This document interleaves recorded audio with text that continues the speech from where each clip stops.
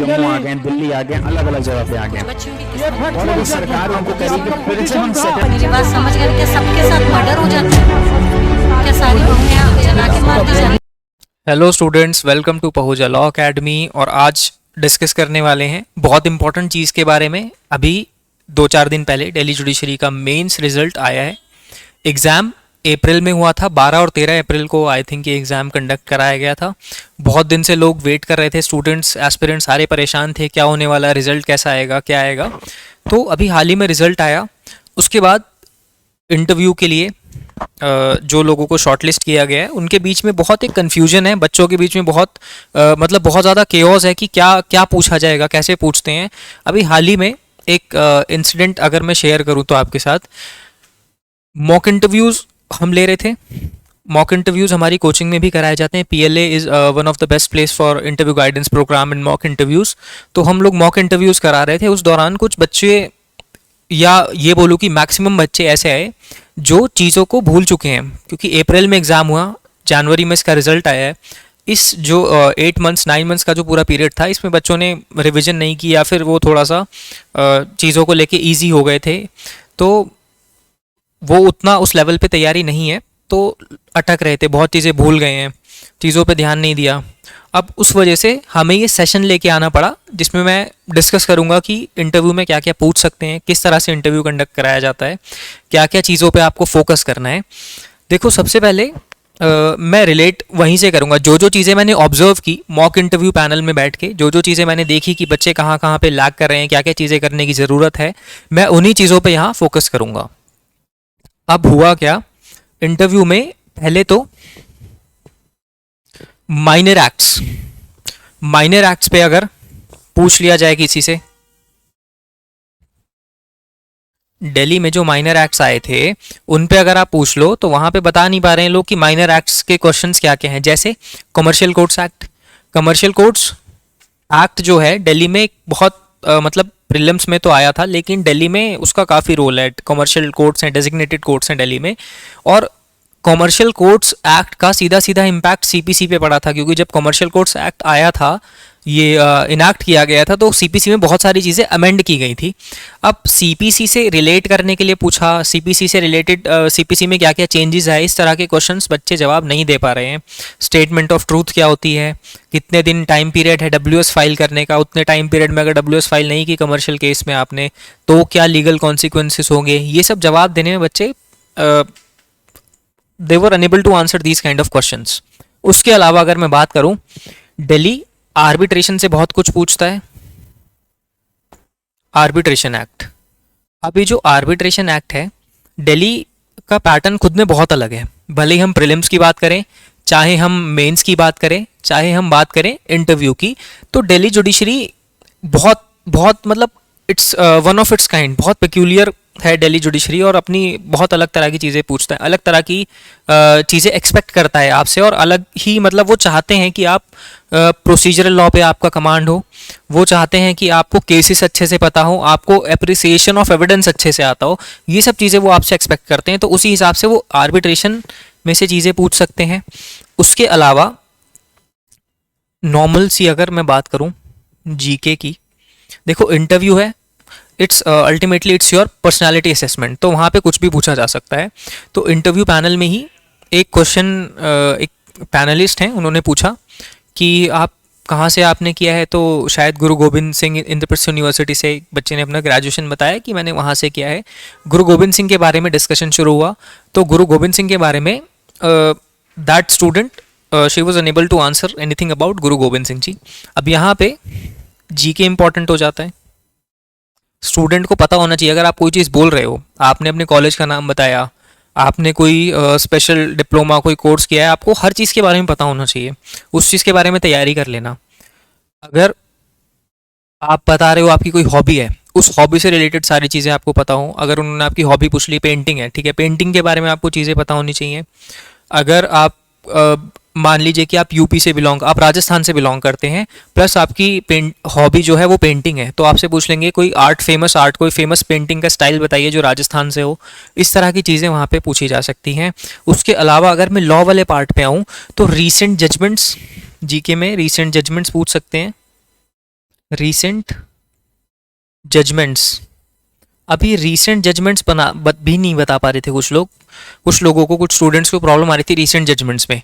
और बहुत ऐसी रीसेंट जजमेंट्स नहीं है कि कोई एक बहुत ऐसे टॉपिक से पूछ रहे हो कि जो ड्राई टॉपिक है, बहुत फेमस टॉपिक्स, बहुत बड़े बड़े टॉपिक्स पे रीसेंट जजमेंट्स पूछी गई जो कि काफ़ी सारे लोग नहीं बता पाए।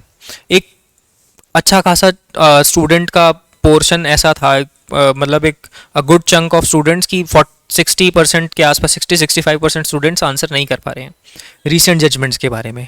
उसके अलावा लैंडमार्क जजमेंट्स को भी बहुत ध्यान से, अगर आपने रिवाइज नहीं किया है तो कर लेना, लैंडमार्क जजमेंट्स पे भी डिस्कशन जा सकता है। उसके अलावा दिल्ली जुडिशरी एविडेंस पे बहुत कुछ पूछता है, एविडेंस एक्ट जो कि अब बन चुका है BSA, भारतीय साक्ष्य अधिनियम 2023। ये एविडेंस एक्ट 1872 का था, अब ये BSA बन चुका है।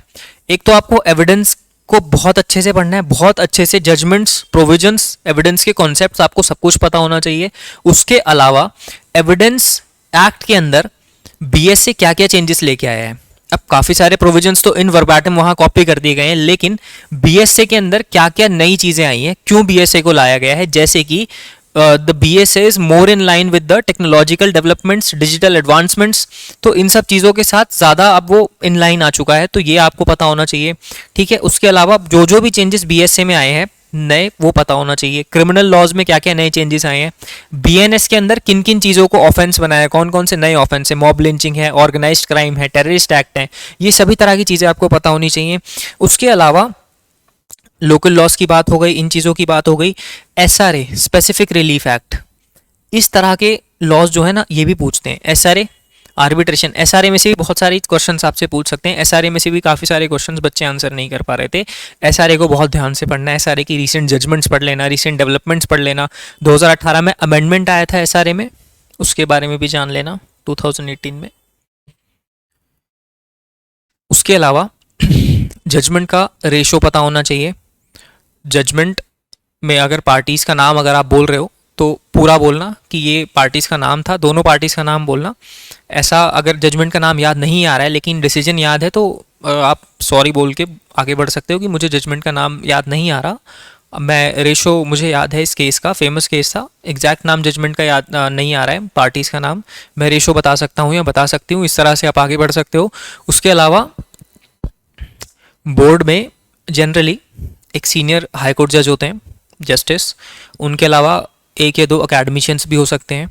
तो आपका जो बोर्ड होगा, 2 या 3 बोर्ड्स होते हैं, आपका जिस भी बोर्ड के सामने होगा वहाँ पे आप एक्सपेक्ट करना कि बहुत एक्सपीरियंस्ड और लर्नड लोग होते हैं, तो उनके सामने आप उनको घुमा नहीं सकते हो किसी भी चीज़ में। तो कोशिश करना ऑनेस्ट रहने की, आपके आंसर्स में ऑनेस्टी होनी चाहिए, आपकी नॉलेज रिफ्लेक्ट होनी चाहिए, ये चीज़ें ध्यान में रखना। ड्रेसिंग को लेके भी काफ़ी सारे लोगों को हमने जब इंटरव्यू लिया बच्चों का, मॉक इंटरव्यूज़, तो उस दौरान, अभी भी चल रहे हैं mock interviews, you can also enroll for mock interviews in PLA। तो वहाँ पे मॉक इंटरव्यूज़ के दौरान हमने ये भी सजेशन दिया कि भाई आप ड्रेसिंग पे भी काम करिए, क्योंकि ultimately it's your personality assessment. तो आप ड्रेसिंग अच्छी होनी चाहिए, मतलब व्हाट आर यू वियरिंग, कपड़े, कलर कपड़ों का। तो अगर आप शर्ट पहन रहे हो, आप if you are a man boy, तो आप शर्ट पहनोगे, लाइट कलर वाइट प्रेफर कर सकते हो, ब्लैक कोट पहन सकते हो, फुल आपका अच्छा फिटिंग ठीक होनी चाहिए कोट की, कोई बहुत टाइट मत पहन लेना, बहुत ज़्यादा लूज मत पहनना, शैबी लगेगा वरना।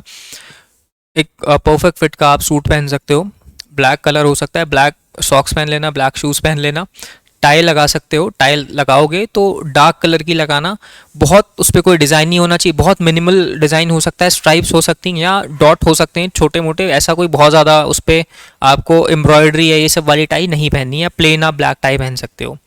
फीमेल्स की अगर मैं बात करूं, आप साड़ी पहन सकते हो, बहुत लाइट कलर की, ऑफ वाइट या वाइट, या उसमें थोड़ा ब्लैक से कुछ हो सकता है। आपको भी ब्लेज़र पहनना होगा, वेल प्रेस्ड होना चाहिए, आयरन होना चाहिए, ड्राई क्लीन वगैरह होना चाहिए, नया सिलवा रहे हो तो उसकी फिटिंग परफेक्ट होनी चाहिए।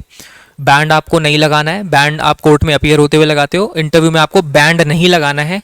बॉयज़ टाई लगा सकते हैं, फीमेल्स को टाई की ज़रूरत नहीं होती। आपकी जो आप साड़ी पहनोगे वो वेल प्रेस्ड होनी चाहिए, आयरन होनी चाहिए और ठीक से एकदम मतलब क्रिस्प होनी चाहिए, वो आप पहन सकते हो।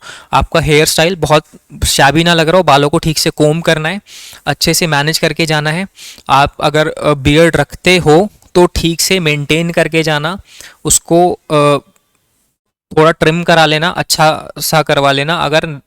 अगर आपकी आप दाढ़ी नहीं रखते हो, बियर्ड नहीं रखते हो, और ऐसे मतलब कि 2-3 दिन की ग्रो हो रही है, 8-10 दिन की हो रही है, तो क्लीन शेव हो जाना, वो प्रेफर कर लेना।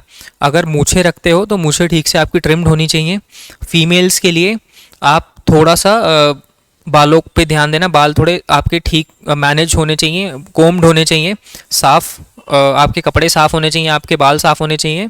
फेस क्लीन करके जाओगे, obviously you should have a bath before going to your interview, तो वो चीज़ें ध्यान में रखना। उसके अलावा बहुत संभल के बोलना है, बहुत पेशेंस के साथ बोलना है, और आंसर करते समय क्वेश्चन को सुनना है, सुनने के बाद उसको प्रोसेस करना है, कुछ सेकंड्स दिमाग में समझने की कोशिश करनी कि पूछ क्या रहे हैं। अगर नहीं समझ में आ रहा है तो पार्डन बोल के दोबारा से भी पूछ सकते हो, बट इस तरह से पूछना है कि सामने वाला इरिटेट ना हो, बहुत रिस्पेक्टफुल मैनर में। ये सब चीज़ें आपको ध्यान में रखनी है। उसके अलावा रिवीजन आप करना शुरू कर दो। बहुत ज़्यादा टाइम 15 या 20 दिन या शायद उससे भी कम देंगे, हो सकता है इस मंथ के एंड तक इंटरव्यू करवा दें या फिर फरवरी फर्स्ट वीक में करा दें, वो आप ध्यान में रखना। ये सेशन बहुत ज़रूरी था क्योंकि मुझे ज़रूरी लगा, क्योंकि जो मुझे फील हुआ while setting in interview board, तो वो मैं यहाँ लेके आ गया।